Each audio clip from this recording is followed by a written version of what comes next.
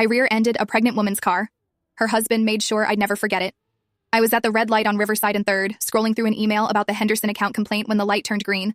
I looked up, hit the gas, then slammed the brakes, but it was too late. My Honda Civic crashed into the Toyota Camry at maybe 20 miles per hour. The airbag exploded in my face. My nose was bleeding. Everything smelled like burning plastic. My hands wouldn't stop shaking as I fumbled for the door handle. I could taste copper in my mouth. A pregnant woman climbed out of the Camry slowly, one hand pressed against her belly. She looked about 7 months along. Then the driver's door flew open, and this man stormed toward me. What the fuck were you looking at? He was in my face before I could even stand up straight. My pregnant wife is in that car, 7 months pregnant. I'm sorry, I'm so sorry. Blood dripped from my nose onto my white blouse. Are you okay? Is she okay? The woman, his wife, walked over carefully. I'm fine, Derek. Just shaken up. But Derek wasn't listening. He grabbed my insurance card when I held it out, took a photo with his phone. Then he looked at me, really looked at me. Sarah Chen, I see you, office worker, nice clothes. He said it like he was cataloging me. You could have killed her and the baby. The bumper's just scratched. His wife said quietly. Really, I'm okay. I'll handle everything through insurance, I said.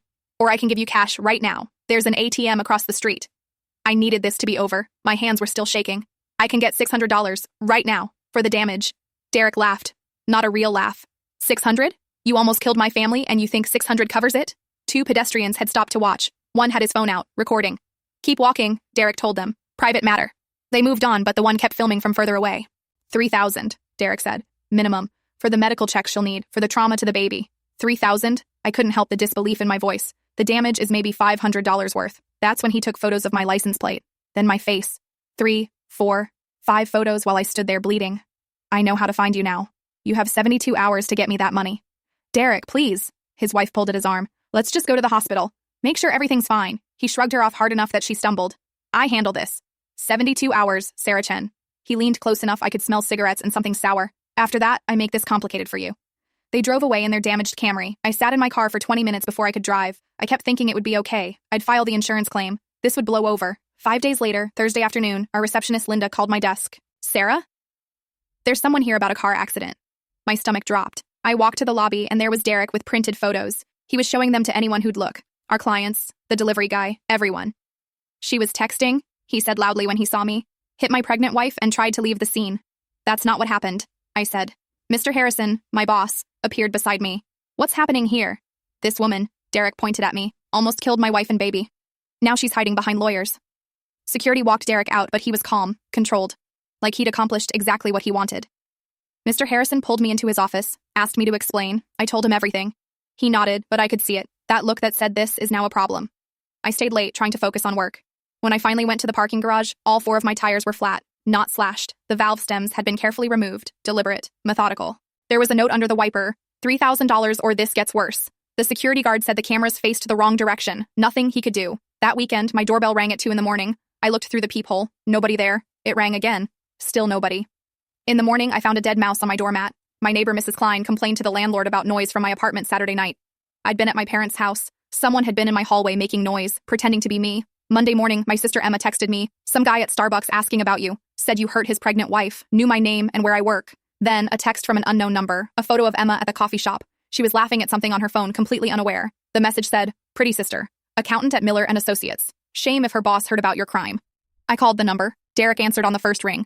Leave my family alone, I said. 3,000 by Friday. Price goes up after that. I went to the police station Tuesday morning with everything printed out. The texts, the photos of my flat tires, the note he'd left. Officer Brennan typed my report with 2 fingers, looking bored out of his mind. So you admit you caused the accident? He asked without looking up. Yes, but that's not... And these threats. He held up the papers like they were contaminated. He's asking for money you owe him. That's not really a threat. He said he'd make things complicated. He deflated all my tires. Can you prove it was him? Who else would it be? He leaned back in his chair. Could be coincidence. Could be teenagers, without video evidence or witnesses. He shrugged. He took photos of my face, my license. He knows where I work, where my sister. Has he physically touched you? No, but explicitly threatened violence? He said things would get worse. That's vague, ma'am. Not actionable. I stared at him. So what am I supposed to do? A different officer walking by stopped. Wait, who are we talking about? Guy named Derek Morrison, Officer Brennan said. Car accident thing. The second officer actually laughed. Derek Morrison? Yeah, he's been in here before. 3, 4 times maybe. My heart jumped. So you know he does this? We know he's been accused. Never enough for charges, though. He looked at me almost sympathetically. His wife always backs him up, says it's all misunderstandings. Officer Brennan handed me a case number written on a post-it. Document everything. Keep records. Come back if he physically touches you. So I wait until I'm hurt? That's how the law works, ma'am. I left feeling worse than when I'd arrived. Next Monday, I was reviewing spreadsheets when Linda called my extension again. Sarah, you need to come to the lobby. Derek was there with Marie. She was walking slowly, one hand on her belly, even though I'd seen no sign of injury at the accident. Derek had his arm around her like she might collapse. There she is, Derek announced to the whole room. The woman who hit my pregnant wife. Our two biggest clients were in the waiting area. Mrs. Henderson looked up from her phone. Mr. Zhao stopped mid-conversation with his assistant. She's having complications now, Derek continued loudly. Doctor says it's from the trauma. The stress. Marie kept her eyes on the floor. Mr. Harrison appeared immediately. Sir, I need you to leave. I just want her to do the right thing, Derek said, all reasonable suddenly. My wife needs medical care. This woman caused the accident and now she's hiding. He moved toward the reception desk and knocked over Linda's full coffee cup.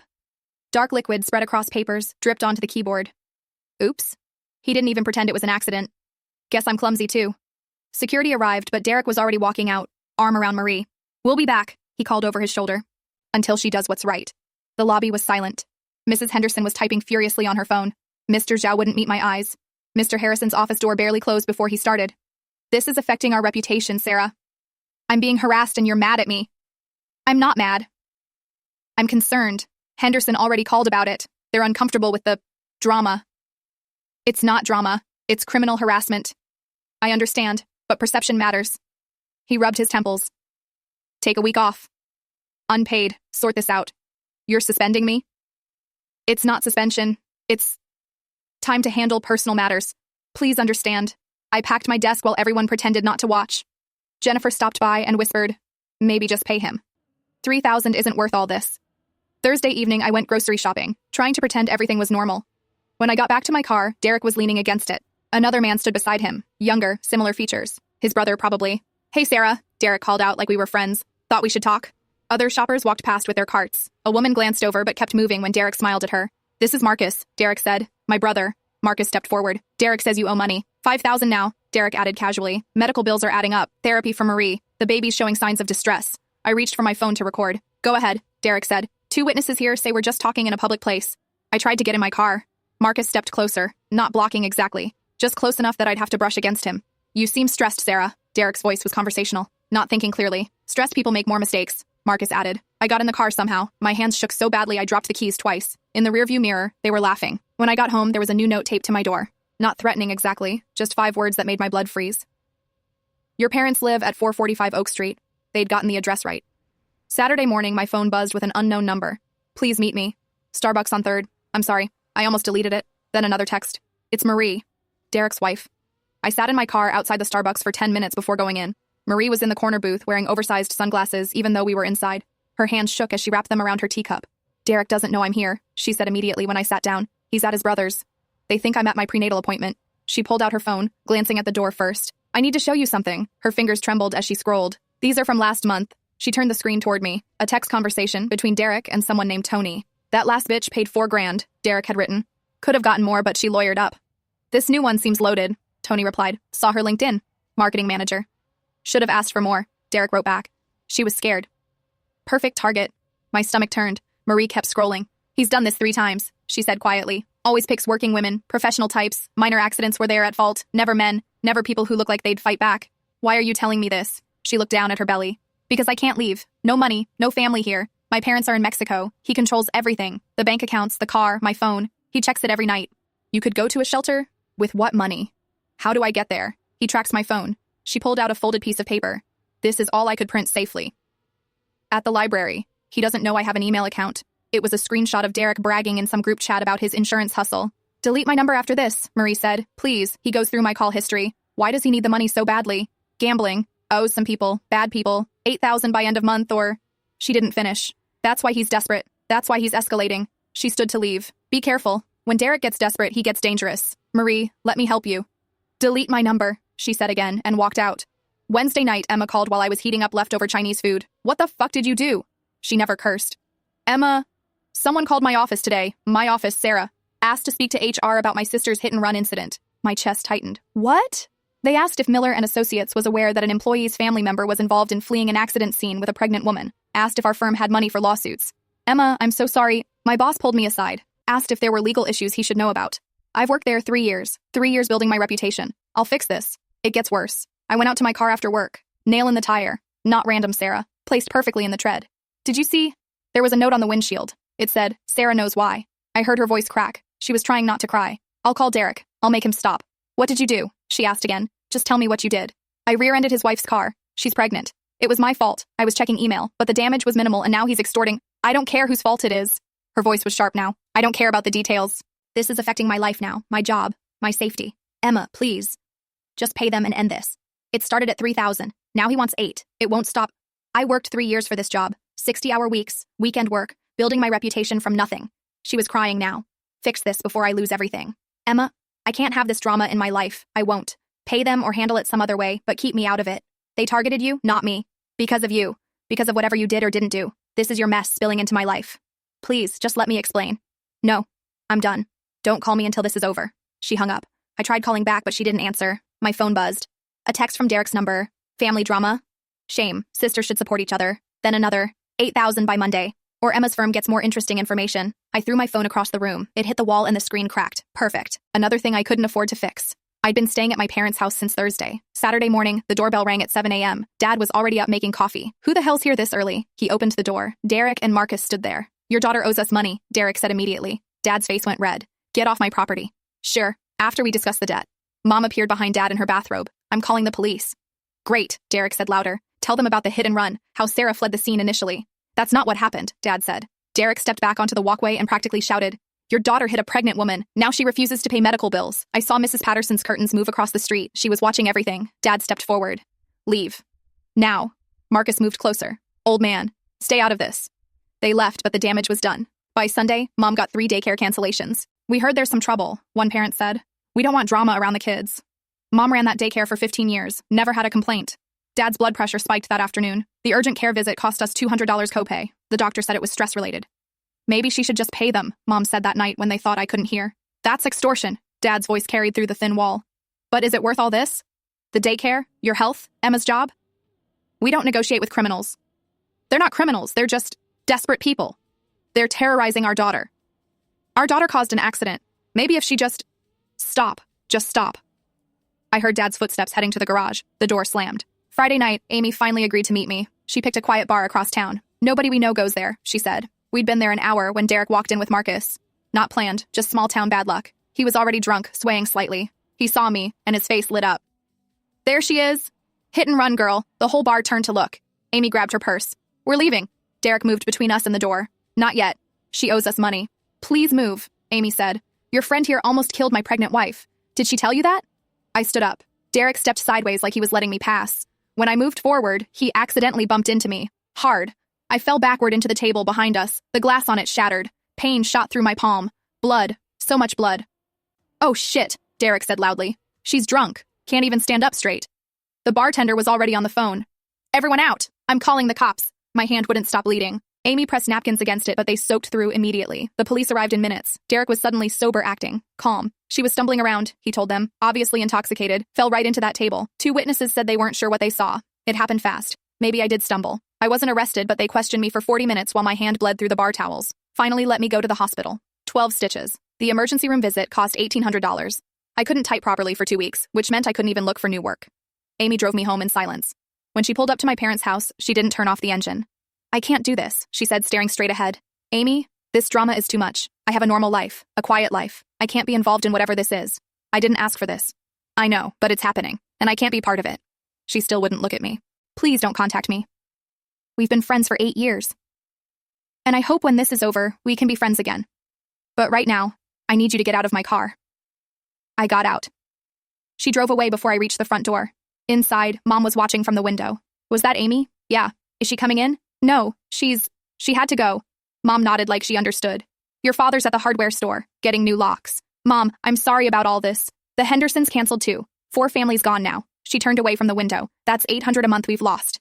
Derek texted me that night. Hope your hand's okay. Accidents happen when people don't pay attention. Monday morning, my phone buzzed with a fraud alert. $2,400 in charges on my credit card. Online purchases I didn't make. Electronics, gift cards, all processed Saturday night while I was at the hospital getting stitches. The bank representative sounded bored. We'll investigate, but it takes 15 business days. Your funds are frozen until then. 15 days? I need that money for rent. I understand your frustration. Is there anything else I can help with today? My landlord called that afternoon. Sarah, I need to talk to you. Mr. Peterson, I can explain. Multiple residents complained about disturbances. Police were here twice. I run a quiet building. It's not my fault. I'm being harassed. I'm giving you 60 days notice. Find somewhere else. 60 days? Where am I supposed to go? That's more than required. I could do 30. I hung up. Tuesday, someone egged my parents' house. 3 different times. Dad cleaned it up each time without saying anything. Wednesday, Mom lost 2 more daycare families. We heard about the situation, one mother said. We don't want drama around our children. $1,500 monthly income. Gone. Mom had run that daycare for 15 years. Thursday, Mr. Harrison called. Sarah, I think it's best if you don't come back. You're firing me? We'll call it a resignation. Better for your resume. I didn't do anything wrong. We lost Henderson and Zhao. They cited the office incident. I have to think about the company. I've worked there 4 years. I'll give you a good reference, but this needs to end. I filed for unemployment that afternoon. The woman at the office shook her head. If you resigned, you probably won't qualify. I didn't resign. I was forced. That's not what the paperwork says. I withdrew $3,000 from my 401k. The penalty was $300, plus whatever taxes I'd owe next April. Money I'd saved for 5 years, gone in 5 minutes. Derek texted that night. $8,000 now. Every week cost you more. Then another text. A photo of Emma's apartment building taken from across the street. Your sister seems stressed, working late again. My savings account had $400 left. Credit cards frozen. No job. No unemployment. I made an appointment with a therapist. $150 a session. Insurance didn't cover it. I could only afford twice a month. I'm not sleeping, I told her. That's normal given the trauma. I can recommend medication. I can't afford medication. She wrote a prescription anyway. Generic sleeping pills. $30 at the pharmacy. They didn't work. I still woke at every noise, every car door, every footstep in the hallway. 3 a.m., checking the locks again. 4 a.m., looking out the window. 5 a.m., giving up on sleep entirely. Mom found me in the kitchen one morning staring at my phone. What are you doing? Calculating. If I sell my car, that's maybe $3,000. My laptop, another $500. Some jewelry. You're not selling your car? Then what? What do I do? She sat beside me. Your father and I have been talking. No, you're not giving him money. We could take out a home equity loan? Absolutely not. Then what's your plan, Sarah? Because this isn't stopping. My phone buzzed. Derek again. Your mom's daycare looks nice. Be a shame if state licensing got an anonymous complaint. I showed Mom the text. She read it twice, then stood up. Maybe you should just pay him. Mom, $8,000 to make this stop? Your father and I spend that on his heart medication every year. It won't stop at $8,000. Then what do you suggest? Because I'm watching my family fall apart. She left me sitting there. I heard her in the bedroom, crying quietly so Dad wouldn't hear. I opened my banking app again. $400. That wouldn't even cover next month's minimums on the credit cards I couldn't use. Derek was winning. He knew it. I knew it. Everyone knew it. I couldn't take it anymore. Thursday night, I texted Derek. I'll pay. His response came in seconds. Smart girl. Tomorrow, 8 p.m., parking lot behind the closed Kmart on Highway 9. Cash only. Come alone. I knew it was dangerous. The Kmart had been closed for 2 years. No lights, no cameras, no witnesses. I recorded a voice memo on my phone explaining everything. The accident, the harassment, the threats, Derek Morrison, Marcus Morrison. Their addresses I'd found online. Everything. I emailed it to my old coworker, Jennifer. If I don't text you by 10 p.m. tomorrow, call the police. Give them this recording. Friday afternoon, I went to the bank. Withdrew the last $8,000 from my savings. Grandmother's inheritance she'd left me for my wedding someday. Gone. Then I drove to Uncle Ray's and picked up the $2,000 he'd loaned me. You sure about this? He asked. I don't have a choice. I bought pepper spray at the sporting goods store, practiced using it in the parking lot, downloaded 3 different recording apps on my phone, tested them all. At 6, Marie texted from her burner phone. Don't go. He's unpredictable when desperate. If I don't go, he won't stop. I'll park nearby. My brother Jake will come. Marie, no. You're 8 months pregnant. Jake's construction, 6'3", knows how to fight, will be there. I arrived at 7:30, parked directly under the only working streetlight, texted my location to Jennifer, Uncle Ray, and my dad. Didn't tell him why. Just said I was meeting someone about a job. Sat there with doors locked, engine running, $10,000 in a grocery bag on the passenger seat, watched every shadow, every movement, practiced reaching for the pepper spray over and over. Derek's truck pulled in at 8:15. Not alone. Marcus got out first. Then another man I didn't recognize, tattoos on his neck. I started the recording app on my phone, put it in my jacket pocket, microphone facing out, got out slowly, hands visible. Where's the money? Derek asked. I handed him the bag. He sat on his tailgate and counted every bill, twice. It's all here, but... He looked up. There's interest now. Emotional damage to my wife. Therapy costs. That wasn't the deal. Another $3,000. I don't have $3,000. This is everything. Then we have a problem. He stood up, stepped closer. See, you rich bitches think you can just... I'm recording everything. I pulled out my phone, showed him the screen. Derek laughed. Actually laughed. So what? We're just talking in a public place. He grabbed for my phone. I pulled back. Marcus moved behind me. I didn't see him until he spoke. Give him the phone, Sarah. I spun around and pepper sprayed Derek directly in the face. He screamed, covered his eyes, stumbled backward. Marcus grabbed my arm, twisted hard. The phone fell. Still recording. The third man picked it up. You stupid! Derek's eyes were streaming. He lunged forward, both hands out, shoved me hard. I flew backward into my car. My head hit the side mirror. Everything went bright white, then dark, then bright again. Something warm running down my face. Marcus stood over me. Should have just paid. I tried to get up. Couldn't. Everything spinning. Derek was washing his eyes with a water bottle, cursing. Break her fucking phone. The third man stomped on it. Once. Twice. The screen shattered. The money's mine, Derek said, still not able to open his eyes fully. And this isn't over. Your sister's next, then your parents. They were walking back to the truck when headlights flooded the parking lot. Jake's truck roared into the lot. Marie in the passenger seat, 8 months pregnant. 2 more guys jumped out from the back, all construction workers, all huge. Back the fuck off, Jake shouted. Derek spun around, saw Marie. His face changed completely. You brought them here? You betraying piece of shit. He started toward her. Jake stepped between them, all 6'3" of him. Touch her and see what happens. Marcus backed toward their truck. Derek, this is fucked. Let's go. Not without teaching this bitch. Sirens, getting closer. Marie had her phone out. Derek's eyes went wild looking at his wife. You called the cops? You're done. When I get home. You're not going home, Jake said. 4 police cars screamed into the lot. Officers everywhere. Everyone on the ground. Now. They separated us. Different officers, different cars. I could barely focus. Blood still dripping from my head. Ma'am, what happened here? I pulled out my broken phone. Screen shattered but still working. Played the recording. Derek's voice clear. The extortion. The threats. Everything. The officer's expression changed. We need paramedics here. I'm fine. You're not fine. Sit still. They arrested Derek for extortion and assault. Marcus for assault. The 3rd guy got detained but released later. No evidence he'd touched me. Marie gave her statement from Jake's truck. I want a protection order. Tonight. He threatened me. Ma'am, you'll need to file that with the court. I'm 8 months pregnant and my husband just threatened to kill me. I'm not going home. Jake stepped forward. She's staying with me. Write that down. The district attorney took the case immediately. With that recording, we have strong evidence. Trial set for 14 months later. 14 months. Derek couldn't make bail. Stayed in county lockup. Marcus bailed out the next day. I saw his truck drive by the coffee shop where I'd found part-time work. 3 times that week. Couldn't prove anything. Just driving on a public street. Marie moved in with Jake. Filed for divorce while Derek was locked up. Had her baby 6 weeks later. A girl. Named her Jessica. We texted sometimes. Not friends exactly. Just checking in. You okay? Yeah. You? Getting by. The trial finally came. 4 hours on the stand. The defense attorney tore into me. You were texting while driving? Yes. You caused the accident? Yes. You admit fault? Yes, but just answer the question. Derek got 2 years for extortion. Marcus pled down to misdemeanor assault. 6 months, served 4. I never got the money back. Derek had nothing to take. I applied for 3 jobs that year, all rejected after background checks. The arrest report from the bar incident showed up even though charges were dropped. Found work at a tiny marketing firm, $15,000 less than my old salary. Mom and Dad stayed together, but things were different. Mom still thought I should have just paid. Never said it directly anymore. But I knew. Emma barely spoke to me. You ruined my reputation at Miller. People still ask about my sister, the criminal. I'm not a criminal. Tell that to Google. Therapy twice a month.